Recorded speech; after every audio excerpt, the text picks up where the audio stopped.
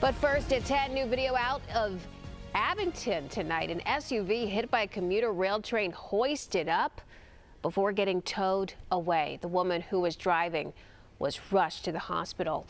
On scene for us is Boston 25 News reporter Drew Caritas. Drew, there's been several crashes like this at this same location. Yes, and Rachel, this is among 7 commuter rail crossings here in Abington that have been the focus of recent safety upgrades. Witnesses tell us there seemed to be adequate warning in this case, but they say the woman behind the wheel of this minivan still ended up in front of that commuter rail crossing arm before being hit by the incoming commuter rail train and dragged more than 50 feet down the tracks.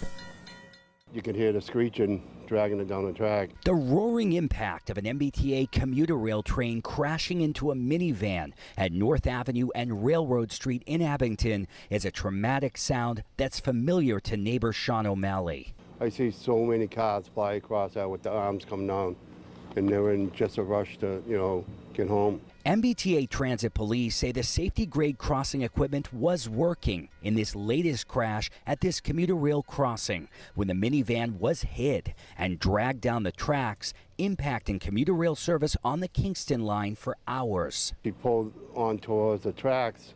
The things came down. She tried to back up. She hit the arm and more or less froze. The extent of the damage was visible as the Chrysler Pacifica was hoisted out of a ditch next to the railroad tracks. Its windows shattered and doors crushed. That was probably the most traumatic thing I've ever seen in my life. Sean Durfee ran toward the mangled minivan with his friend right after it happened. Grabbed the car, cut the airbag. You see a car like that, how do you think anyone makes it? To his relief, the 45-year-old woman behind the wheel was conscious and remained responsive until paramedics got there to free her from the wreckage. There's no heroes in this. I'm just hoping that woman is hope she's well.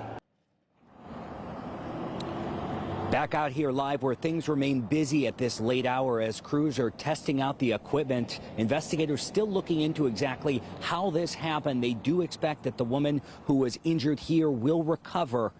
As of right now, again, still lots of questions here, though witnesses are telling us they could hear the train's horn blaring as it approached, and they say the operator was visibly traumatized after this crash. We're live in Abington tonight through Caritas for your local station, Boston 25 News.